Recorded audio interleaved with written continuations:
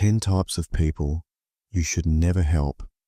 Stoic wisdom for protecting your peace. Helping others is noble. It's beautiful.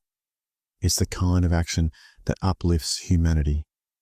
But there's a hidden cost when you offer your time, energy, or love to the wrong people. Some people don't want help. They want a host, a source, a rescuer. And if you're not careful, helping them becomes the very thing that drains your spirit, derails your purpose, and damages your peace. This is not about becoming cold or selfish. It's about clarity, discernment. It's about knowing when your help is healing and when it's enabling. Today, let's walk through the 10 types of people you should never help and the deep Stoic lessons that explain why. This is your time to protect your power. 1. The victim who refuses accountability. They always have a story, a reason why life is unfair. But no matter how much help you give, they never take responsibility. This person doesn't want transformation. They want attention. They're addicted to being the victim. And the more you try to save them, the deeper they sink into the role. Stoicism teaches that we are responsible for our responses, that we must meet reality as it is, not as we wish it were. The person who always blames but never reflects is rejecting that truth. Real life example. You give advice. They nod. Next week, same problem, same story, no action. Stoic truth. You cannot drag someone into the light. They have to walk. Reflection. Am I helping or rescuing someone who refuses to rescue themselves? Affirmation. I am not responsible for the healing of those who reject growth. Breathwork. Inhale boundaries. Exhale guilt. 2. The one who drains but never pours back. They always need something, your time, your attention, your energy. But when you're the one in need, silence. Helping is supposed to be a two-way flow. Even if they can't match your help equally, they should at least care, listen, support. When it's always one-sided, you're not in a connection, you're in a transaction. Stoicism reminds us to guard our inner resources, to not let our energy be stolen by those who do not replenish us. Because burnout doesn't come from giving. It comes from giving to the wrong people. Real life example. Think about someone who constantly texts when they're in crisis, but disappears when you're going through something. You show up for their storms, but they vanish during yours.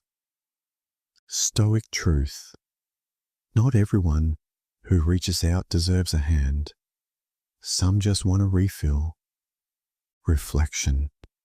Who in my life leaves me emptier after every interaction?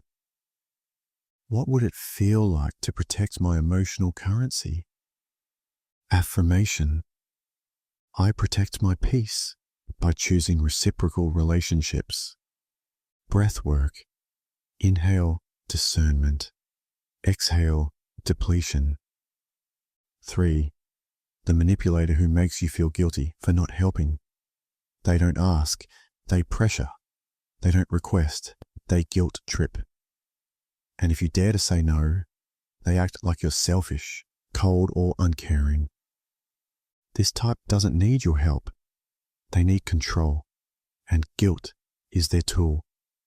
They weaponize your empathy, making you believe that helping them is a moral duty, when in truth, it's a trap. Stoicism teaches that we cannot control others, only ourselves. Letting someone manipulate you with guilt means you're giving away your sovereignty. It's noble to help, but it's foolish to be coerced. Real life example. You say you're tired, and they say, After all I've done for you? You say no, and they say, you've changed. No matter what you give, it's never enough. Stoic truth. If helping them costs you your peace, it's not help.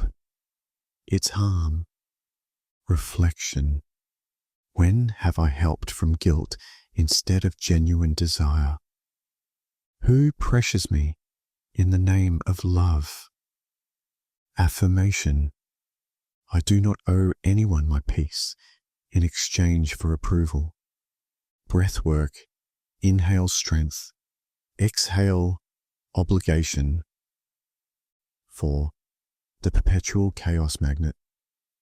There's always something, a new drama, a new crisis, a new emergency, and guess what? They expect you to show up for all of it, even though they never change the patterns causing it. This person lives in chaos, not because of fate, but because of choices. They crave intensity, instability, the rush of being saved. But no matter how many fires you help them put out, they'll light new ones. Stoicism teaches us to cultivate inner calm, to master the self, not be mastered by events. Helping a chaos magnet only drags you into their storm. Real life example. You're always fixing their latest fallout, a new job lost, a new argument, a new enemy, a new mistake, and it never ends because they don't want peace. They want the cycle. Stoic truth. You were not born to be someone's emotional firefighter. Reflection. Who calls me only in crisis, but never in calm? What would change if I stopped enabling chaos? Affirmation. I do not confuse compassion with codependency. Breath work. Inhale stillness. Exhale disorder. 5. The person who weaponizes your help against you. They ask for help. You give it. Later, they twist it. Use it as leverage. Remind others of how you owed them. Or worse, they turn your help into a narrative that suits their ego. This person doesn't see help as a gift. They see it as a power tool. Something to use as a bargaining chip or a story where they remain the hero. And you become the fool. Stoicism teaches dignity in service, to give freely and never from ego. But it also teaches dignity in boundaries. Once help is turned into a weapon, it's no longer safe to offer it. Real life example. You loan them money. Now they bring it up to shame you. You offered shelter. Now they twist it into gossip. You listen to them. Now they quote you to control others. Stoic truth. When someone turns your kindness into ammunition, silence is your defense. Reflection. Who has used my generosity against me? How can I offer help without self-betrayal? Affirmation. My kindness is not a currency to be spent by others. Breath work. Inhale self-respect. Exhale regret. 6. The one who keeps you in a state of debt. They help just enough to keep you feeling obligated, but never enough to uplift you. Every act of service is tracked. Every favor becomes a debt. Their help is a hook. This person operates on manipulation disguised as generosity.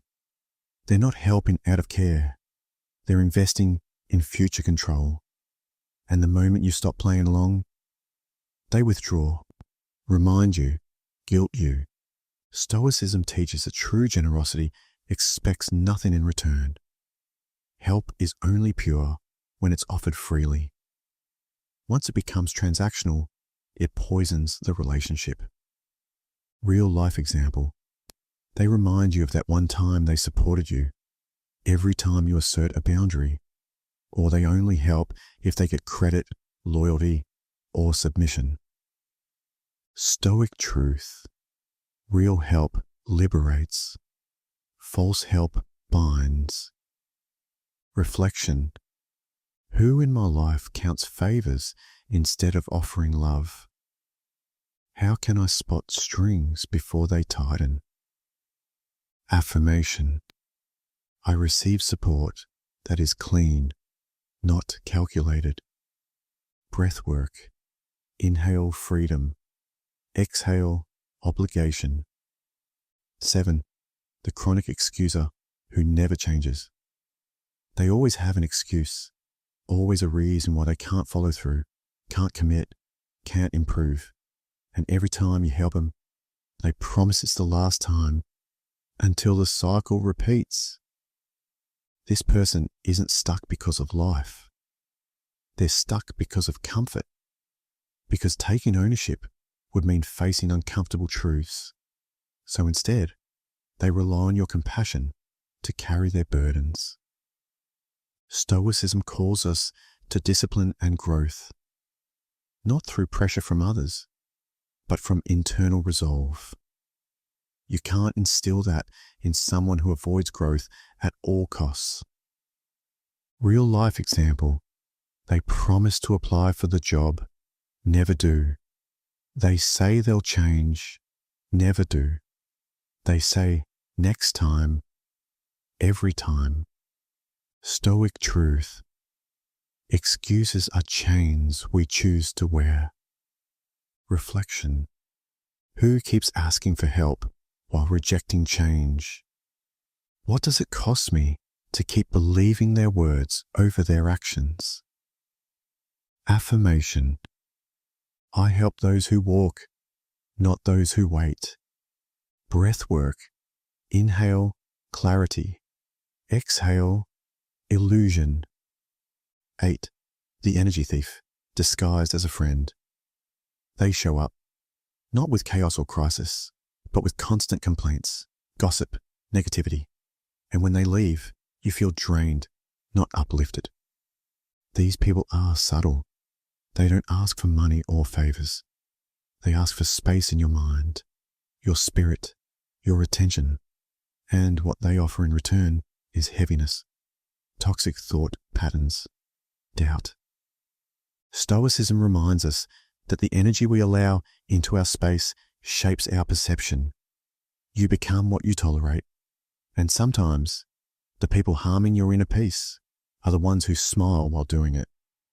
Real life example. That friend who always finds the flaw, who always sees the negative, who never cheers for your growth, but always highlights your risk. They don't want you to fall, but they don't want you to fly either. Stoic truth. Not all harm is loud. Some of it whispers in conversations that weaken your soul. Reflection. Who do I feel lighter without? What conversations leave me feeling smaller, not stronger? Affirmation. I protect my spirit by curating my connections. Breathwork. Inhale strength. Exhale negativity. 9. The one who competes with your healing.